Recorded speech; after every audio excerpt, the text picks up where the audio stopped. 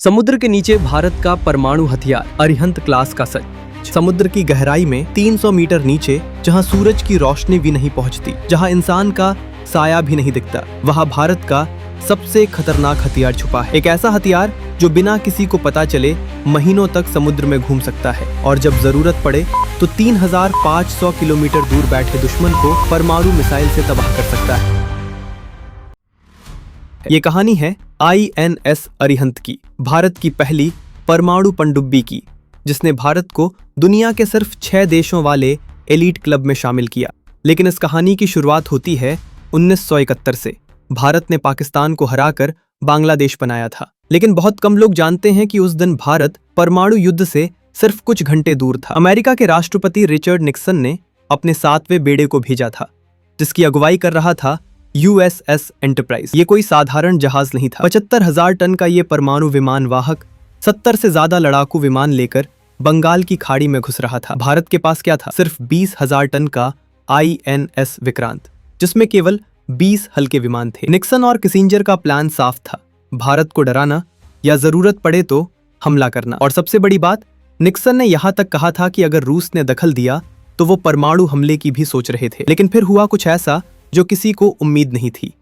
रूस ने तुरंत अपनी परमाणु पनडुब्बियां भेज दी और एक दिन अचानक USS एंटरप्राइज के बीच में रूसी परमाणु पनडुब्बियां पानी के ऊपर आ गईं। ये एक चेतावनी थी, एक साफ संदेश, आगे बढ़े तो परमाणु युद्ध होगा। अमेरिकी बेड़ा रुक गया। लेकिन प्रधानमंत्री इंदिरा गांधी ने उसी दिन फैसला किया, भारत को अपनी खुद की परमाणु पनडुब्बी चाहिए, किसी और के भरोसे नहीं रह सकते। और यहीं से शुरू होती है 40 साल की गुप्त यात्रा। 1974 में इंदिरा गांधी ने एक टॉप सीक्रेट प्रोजेक्ट शुरू किया। इसका कोड नाम था ATV, advanced technology vessel. 30,000 crore रुपए, हजारों वैज्ञानिक, पूरी तरह गुप्त। लेकिन ये इतना आसान नहीं था। पहली समस्या, परमाणु रिएक्टर को इतना छोटा कैसे बनाएं कि पनडुब्बी में फिट हो जाए। दूसरी समस्या, पानी के अंदर से परमाणु मिसाइल कैसे दागी जाए। तीसरी समस्या, ये सब इतना गुप्त कैसे रखा जाए कि किसी को पता न चले। भारत के वैज्ञानिकों ने कलपक्कम में एक लैंड बेस्ड रिएक्टर बनाया, 3 साल तक टेस्ट किया। फिर एक 83 मेगावाट का रिएक्टर पनडुब्बी में फिट किया गया। लार्सन और टूब्रो ने पनडुब्बी का हल बनाया, टाटा पावर ने कंट्रोल सिस्टम्स बनाए, वालचंद नगर इंडस्ट्रीज ने स्टीम टर्बाइंस दिए, और हाँ, रूस ने भी मदद की, डिजाइन में, ट्रेनिंग में, टेक्नोलॉजी में। भारत ने रूस से एक अकुला क्लास सबमरीन लीज पर ली, INS चक्र। इस पर भारतीय नाविकों ने ट्रेनिंग ली। 26 जुलाई 2009 को कारगिल विजय दिवस के दिन विशाखापट्टनम के शिप बिल्डिंग सेंटर में प्रधानमंत्री मनमोहन सिंह ने INS अरिहंत को लॉन्च किया। लेकिन ये सिर्फ शुरुआत थी। अभी 7 साल की सी ट्रायल्स बाकी थी, टेस्टिंग बाकी थी। अब सवाल ये है, आखिर INS अरिहंत में है क्या जो इसे इतना खतरनाक बनाता है? वजन 6000 टन, लंबाई 110 मीटर, चौड़ाई 11 मीटर, क्रू 95 लोग, स्पीड पानी की सतह पर 12 से 15 नॉट्स, पानी के अंदर 24 नॉट। लेकिन असली ताकत है इसकी मिसाइलों में। अरिहंत से पूरा पाकिस्तान रेंज में है। अगर पनडुब्बी बंगाल की खाड़ी के उत्तर में हो, बीजिंग भी टारगेट किया जा सकता है। सबसे खतरनाक बात, ये परमाणु रिएक्टर से चलती है, मतलब महीनों तक बिना सतह पर आए, बिना फ्यूल भरे समुद्र की गहराई में छुपी रह सकती है। डीजल सबमरीन को हर 2 से 3 दिन में ऑक्सीजन के लिए ऊपर आना पड़ता है, लेकिन परमाणु पनडुब्बी, बस क्रू की थकान ही इसकी लिमिट है। और सबसे बड़ी बात, ये डबल हल डिजाइन है, मतलब डिटेक्ट करना बेहद मुश्किल।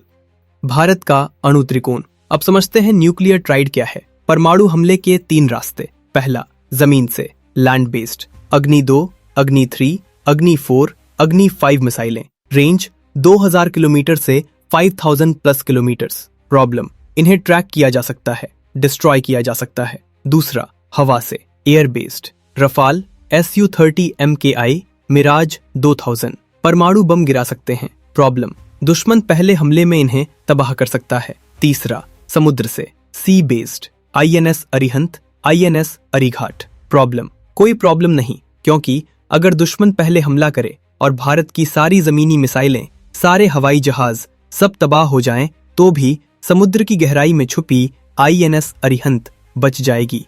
भारत ने कहा है, हम पहले परमाणु हमला नहीं करेंगे, लेकिन अगर कोई हम पर परमाणु हमला करे तो जवाब होगा मैसिव रिटेलिएशन, विनाशकारी जवाब। 4 नवंबर 2018 प्रधानमंत्री नरेंद्र मोदी ने घोषणा की, आईएनएस अरिहंत ने अपना पहला डिटरेंट पेट्रोल पूरा किया। भारत का न्यूक्लियर ट्राइड अब पूरा हो गया है। दुनिया में सिर्फ 6 देशों के पास न्यूक्लियर ट्राइड है। जियोपॉलिटिकल इम्पैक्ट, भारत, पाकिस्तान, चीन। अब बात करते हैं ये भारत के दुश्मनों के लिए क्यों दुस्वप्न है। पाकिस्तान के लिए K-15 मिसाइल, 750 किलोमीटर रेंज, मतलब पूरा पाकिस्तान। अरब सागर में कहीं भी छुपी अरिहंत, लाहौर, कराची, इस्लामाबाद सब रेंज में।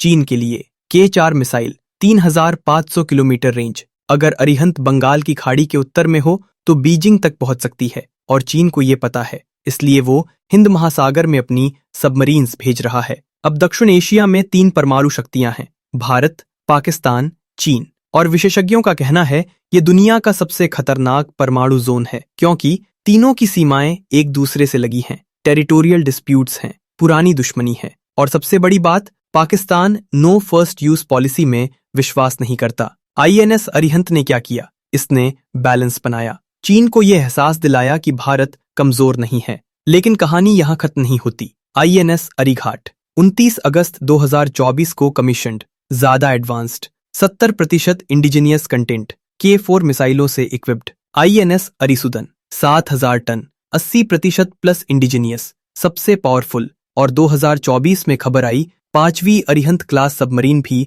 बनाई जाएगी। भारत K-5 और K-6 मिसाइलें भी डेवलप कर रहा है, जिनकी रेंज और भी ज्यादा होगी। टारगेट कम से कम 4 से 5 SSBNS, जो हमेशा पेट्रोल पर रहें, ताकि दुश्मन कभी ये ना सोचे कि वो भारत को पहले हमले में तबाह कर सकता है। आईएनएस अरिहंत सिर्फ एक पनडुब्बी नहीं है, ये 1971 की उस शर्म का जवाब है जब भारत को दूसरों पर निर्भर रहना पड़ा। ये उन हजारों वैज्ञानिकों की मेहनत है जिन्होंने 40 साल गुप्त रूप से देश के लिए काम किया।